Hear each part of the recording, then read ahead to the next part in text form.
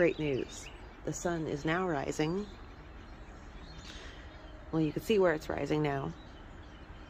We're getting closer and closer to warmer weather. You can see how the sun starts to fill up the valley when it rises. It looks so beautiful. It is quite chilly out here though. Today is the 13th of April. I have been getting rid of things, as you can see. I have also been in the garden doing a lot of things. I'll show you real quick. We've got this big fat bee hanging around the porch. He comes every year. Every year he's here. I don't know if it's the same bee or if it's a different bee, but he is... Where'd he go? He is here every year without fail. There he is.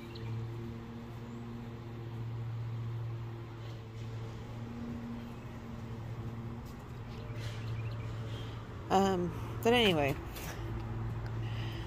I took down the Chinese wisteria. I didn't pull it out of the ground, so it's still in the ground, but I just cut down that branch because it's really cool looking.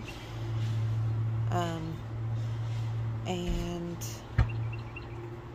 I've been taking things out of the garden. I'll explain next week.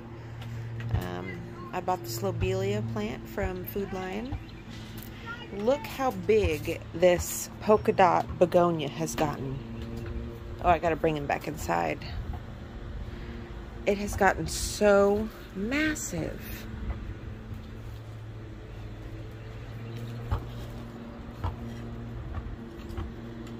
That's a big plant.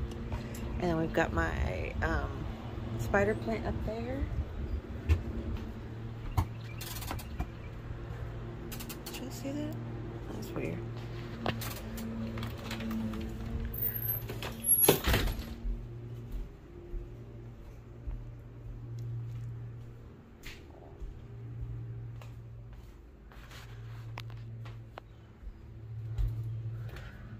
We got the kitties back here. There's Jaxie, there's Oliver, and then Allison's not been coming over as much, which makes me sad, but I'm not going to force her to do anything. The other two kitties are right here, sleeping on Allison's bed.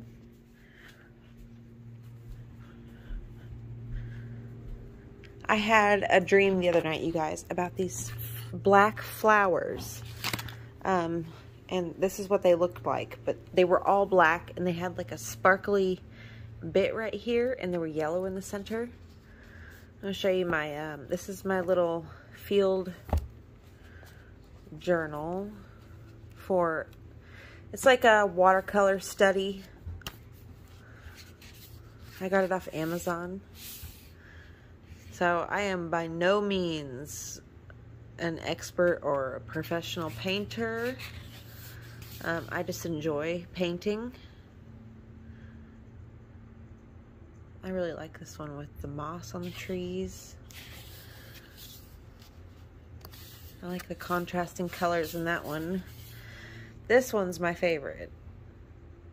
I'm really trying to master perspective paintings and like getting the scales right, but I really like all the colors I mixed in here. The watercolors that I use are the Winsor & Newton paints, and I also use these right here, these cheaper ones. These are really good actually because they are liquid. So you can squeeze a little bit at a time, and I actually prefer this method than having to, like, you know, spray a bunch of single pans like this. Because these, you know, I mean, these are really good paints, don't get me wrong. I really love this Winsor & Newton, and I got it specifically because it's small, and it's got a mixing tray and a brush with it. I got that off Amazon as well. But anyway, this is supposed to be like a gate. You're looking through the keyhole. I really love this one too. You can see I really love to paint trees and nature scenes. It's one of my favorite things to paint. I really like the clouds in this one.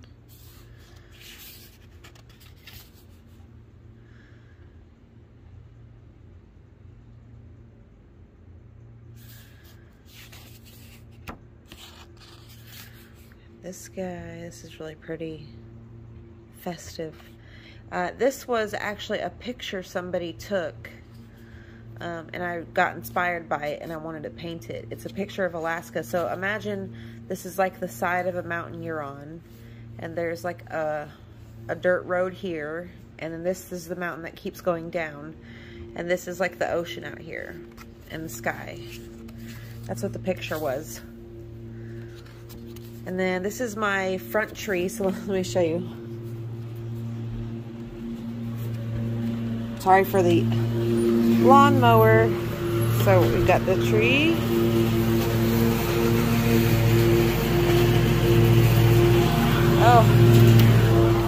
Oh, terrible. Terrible, terrible, terrible. So yeah, I painted that tree in the fall because it was just so beautiful. This is a sourwood tree, by the way. I tried to get all the lichen on it that was actually on it. Had to run out there and rescue Jaxie. My lawnmower freaking broke, so my grass is really tall. But I really enjoy tall grass because there's a bunch of native wildflowers in the grass right now, and it looks beautiful. But anyway, back to the paintings. And then we've got this picture. I really love all the tones of colors. And then this is the maple tree in the backyard. So let's go back there and I'll show you.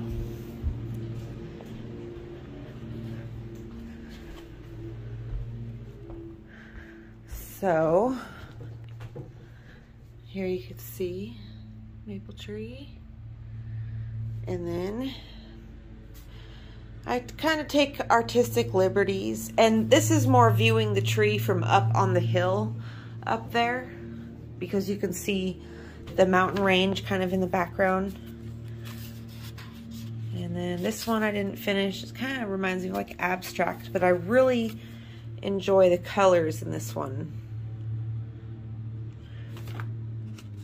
And then this is the last one. I sat on the porch and painted and used the mountains that are actually here as inspiration. I really, really like how this turned out. And then we've just got this random little blue flower here that I painted. So yeah, like if you can't paint, don't be hard on yourself. Just keep trying. You guys, my first paintings looked so terrible. Like, it looked like a kindergartner painted them. They were so awful. Like, I absolutely did not know how to, like, paint perspective. I didn't know how to do any of that. And just painting over and over and over and over and over again, like, that got me to a point where I'm actually satisfied with my art. And that is very hard to do. I'm sure any artist can attest to that.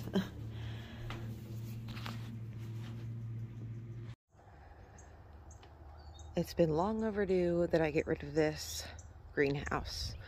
The structure is good, kind of, but the plastic part was ripped, and where I have it, it's like a corridor for the wind.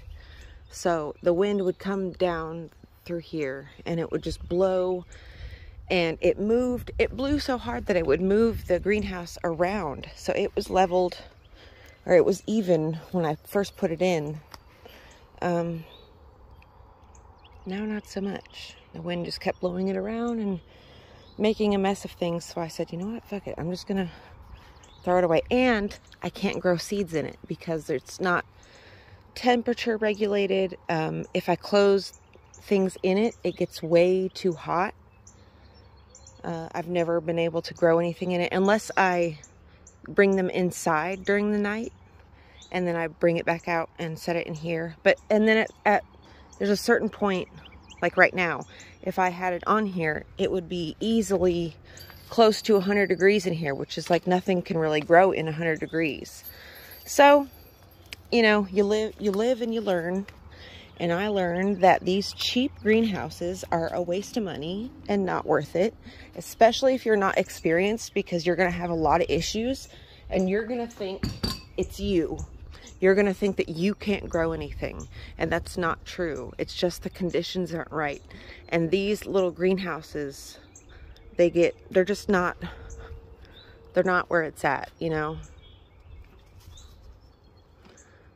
Unless you, like I said, bring it outside, leave the door open, and then you could bring them inside, your plants. But if you're not doing that and you're just kind of letting things sit, they get too hot, and they just dry out really quick. So I'm planning on hopefully building a actual structure with a bunch of old windows that I have. Eventually I'll be able to figure it out and do it. Right now I don't know how to do it. So I just tied it up. Been cleaning things up, been throwing things away, getting rid of old pieces of wood that I've been saving to carve. But I'm too preoccupied. But I am carving this right now. This is a piece of black walnut. I actually prayed, I meditated, and I asked the walnut tree, I said, can you please drop me a branch, a thick branch, so I can make something. And I sat there and I touched it, I prayed, put my hand on the bark, and 3 days later, you guys, a huge windstorm came through and knocked this big old branch out of the tree. Look, you guys, these poor geese. This poor goose is lost. Oh, I feel so bad for him. Hey, hey goose. There's 2 others. And they're lost. They've been flying around, calling out, I guess, for their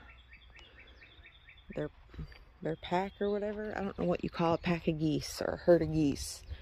A gaggle of geese. But he's been flying around here for the last 2 weeks, all by himself, just calling out like that. And I feel so awful for that poor thing, because, you know, he should be flying north, and the way he was just flying, he was flying southeast, or yeah, southeast. No, he was flying northeast. So he needs to, but they keep flying back and forth. Him and the other one, there's 2 of them. One of my hagstones, well, almost hagstones, was in the greenhouse. See, it's almost a hagstone, but not quite. If I would have left it in the creek longer, it would be perfect. So on my TikTok, you guys, yesterday, I planted all of these. I'm the Hidden Shaman on TikTok as well. I planted all of these, not these ones here. I planted all of these. We did a whole tray of, so the varieties I've got here are sweet chocolate sweet peppers. I tried to grow these last year, didn't have any, I did not have any luck at all with these. Well, actually I did, but I got a pepper about this big because I got luck in the middle of in the season I planted them from seed. Okay, and then we got some jalapeno, mild jalapeno peppers. These are easy to handle, easy to see because they are like coated. Then we got some hot jalapeno peppers. Some beefsteak tomatoes, which are really good. I grew beefsteak last year. And some Brad's Atomic Grape tomatoes. Also, Napoleon sweet peppers and Hedge German pink tomatoes. I tried to grow these last year as well. Did not have luck. It's kind of frustrating when you don't have luck, but never give up. Never freaking give up, because I usually get it eventually. It takes me a few tries, and I get it. Last year, I didn't grow any jalapenos, and I regretted that because I usually grow a couple plants of jalapenos, and I usually end up with so much of them that I start giving them away. Like one year I was giving them to my ex-husband because he likes them, but Mark and we would make like stuffed jalapeno peppers with cream cheese and wrapped in bacon, and of course, I put them in everything, and then I pickle them. Just lots of good eating. And then tomatoes, Mark and I both. I used to hate tomatoes, you guys. Like, I would never, ever, ever, ever like tomatoes. And I still will only eat garden tomatoes because there is a huge difference.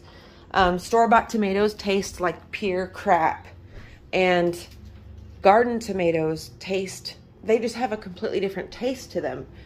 And so during the summer when I like to grow tomatoes because Mark and we eat them in BLTs a lot. And then I also like to make fried green tomatoes, which are really, really good. Mark really likes my fried green tomatoes. Oh, listen to him. That poor guy. Kitties!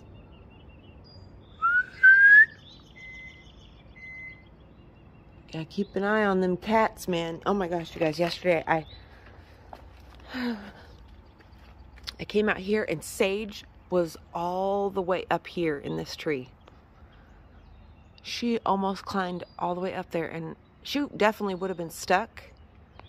You know, because the only way down is either to crawl backwards or run down face first. All three of you naughty kitties were in the neighbor's yard. That's not okay. Jaxie, you know better. So you have to reprimand animals, you guys. They're just like dogs. Seriously, cats are just like dogs. You holler for them, they don't come, you go running after them, and you reprimand. And they listen. My cats all listen to me. Come on, Jinky. My cats all listen to me. They know what each command is. You can ask Mark if you ever see him. Probably won't, but you know what I mean.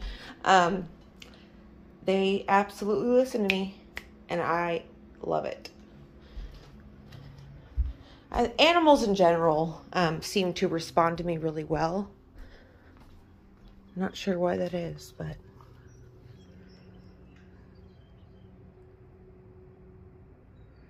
look at them gladiolus. Okay, we're over here at Mark's, and look, his beautiful dogwood tree is blooming. This tree's got to be at least 100 years old. At least it's as old as the house. And then this is the cellar doors. Creepy. And then he's got these really old pyracantha. I think they're pyracantha, or maybe they're, no, I think they're barberries. They're Chinese barberry. But look, they're flowering right now. But you gotta be careful because the wasps really love them. And then over here, he's got this little stand of garlic mustard that I plan to harvest. Isn't it beautiful? And then over here, he's got this pink fleabane. And he planted this last year. Hino crimson azalea. And then that's the oat grass that I brought over. All kinds of stuff. Lots of dead nettle. Uh-oh, that looks like poison ivy. Hey, you got a whole thing of poison ivy in this bush. Yeah. You mean we have? We have it. Yeah, me and you. Well, right now it's just you. Yes. With your soup beans. Let's see your soup beans. Let me see them. Soup beans. Those look good. Why don't you taste them? Oh man, you know you know those aren't my thing. Well, just taste them anyway. Okay. This Elijah cooked these. He cooks all the time. Oh, hot. Good, ain't they? Not my thing. Mmm. Need some cornbread.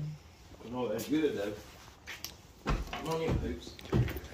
Whenever you want to, ma'am. I was just showing him the dogwood and stuff. Good. Oh gosh. I think I'm gonna walk down to the quick stuff. You took my 20. I don't have any money now. Just gonna go get me some candy. Oh look there, Shadow. Yeah. Shadow! I got to use some Shadow. I'm gonna eat. You need some food, Shadow. Mr. Shadow. What you doing, Shadow? Oh my goodness. You hungry? Okay.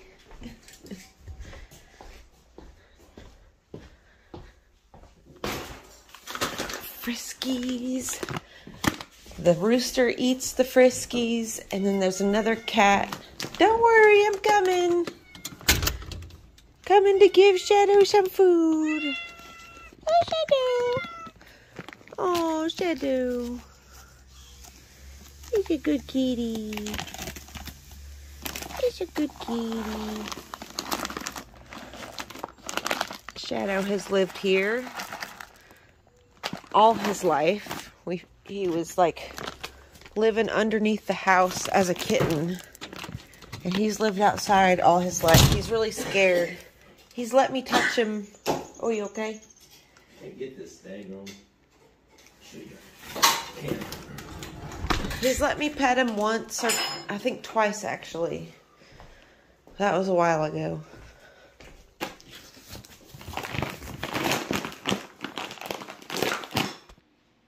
Okay, let's go on a walk. I'm gonna go get some candy from the local store. I'm really like, okay, so with ADHD, I think this is an ADHD thing, or maybe it's a Asperger's thing. I've been diagnosed with ADHD, but I have a suspicion that I might have Asperger's because I get these food obsessions, okay, where I will not want to eat anything else except for certain things, and I will eat it until I founder myself on, like until I can't stand to even look at that thing anymore, which usually takes about 3 months. Okay, I can eat the same thing for about 3 months straight, you guys, every single day, multiple times a day. It does not bother me. 3 months this goes on.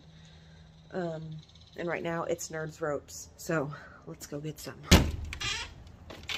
And it's a nice enough night that I am just going to walk because the quick stop's right there. And see that old house that when I become a millionaire is up there. Look at it. So creepy, looming, just waiting for a story to be written about it. About the old,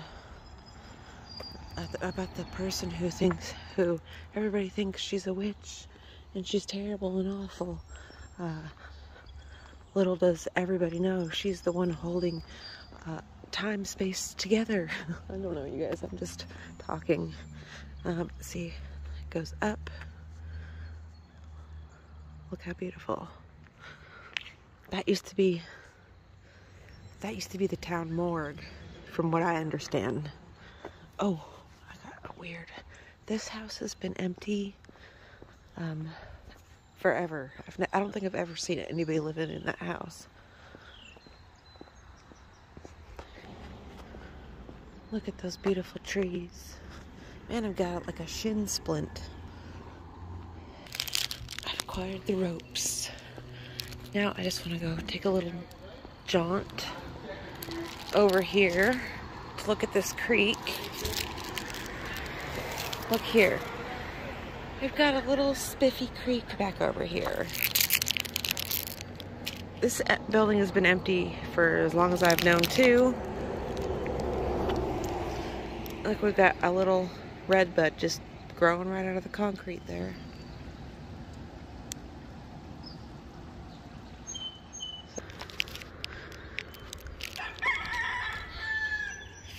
The yard is full of wild violets. Look at the beautiful colors. It like matches the roof, kind of. The flowers do.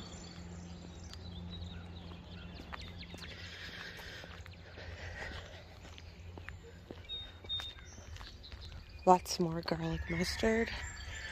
You can hear the freaking rooster. One thing we gotta get under control is a stand of poison ivy.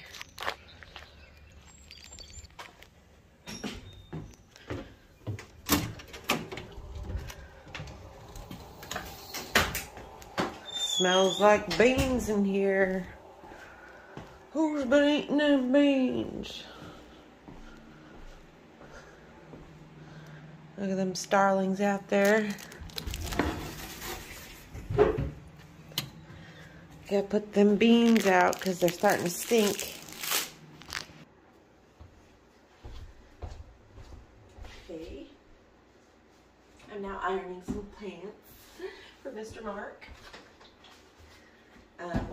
Any way that I can alleviate anything that he has to do once he's at home, I enjoy doing. Because he does everything for me outside of the home. I don't have to really call anybody to do anything. And so, I think it's only fair. And I only feel right within myself to do these little things for him. Now, I don't do them every day, but I do them when I can. I make his coffee, I clean, up for him, I clean his bathroom, just little things,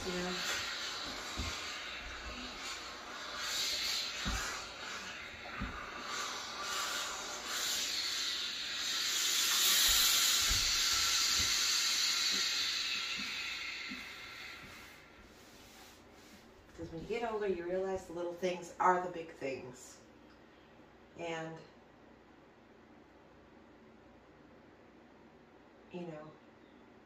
it means a lot because nobody else does these things for him. There's a lot of people who do a lot of things for him, but nobody does these things.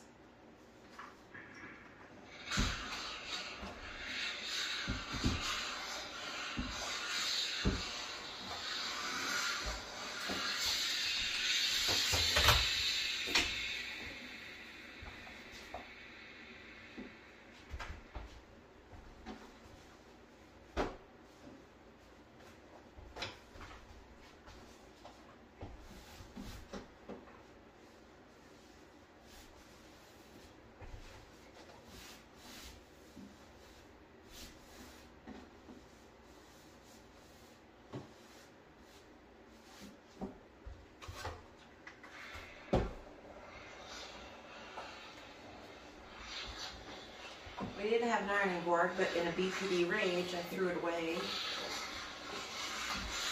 So,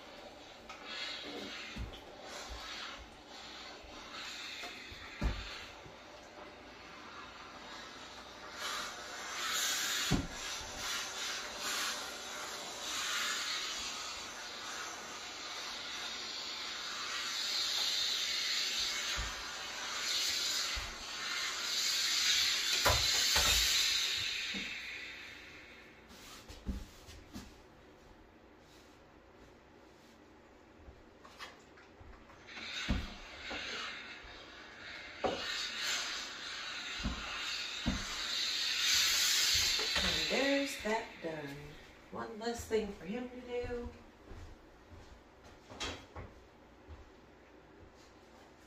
So the room upstairs, gonna be painting Midnight Clover.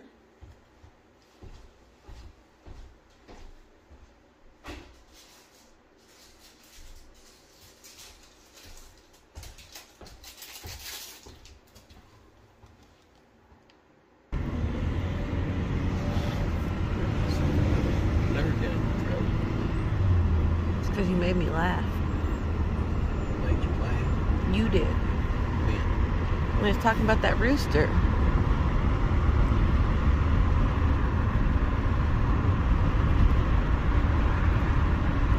You have to give me the Heimlich maneuver. I don't know what I did. Do you know CPR? Yep, CPS too. Oh gosh. Well, that's not no good here. No, we're not children.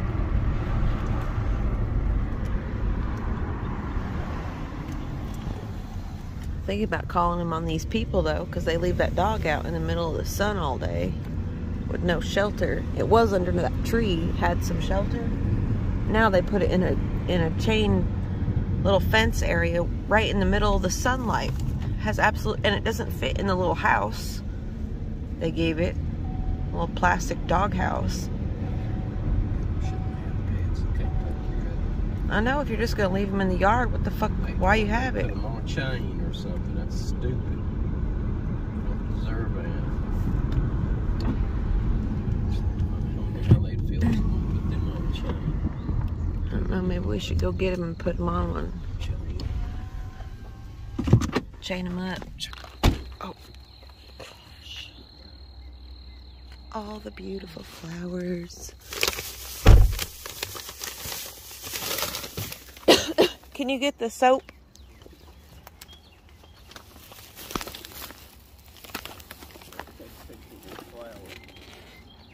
Aren't they beautiful? Yeah, but they're gone. Yeah, they'll be gone soon. These candy stripe ones are the best ones. Huh? These ones right here, the candy stripe, and the purple ones are the best ones.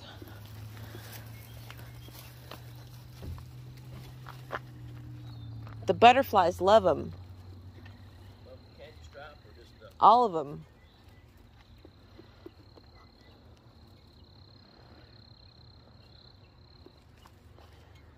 That tree over there is so pretty.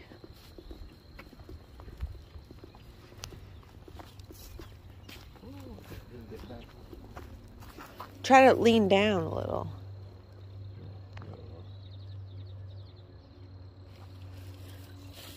Here, let me take one for you. So I'll show you.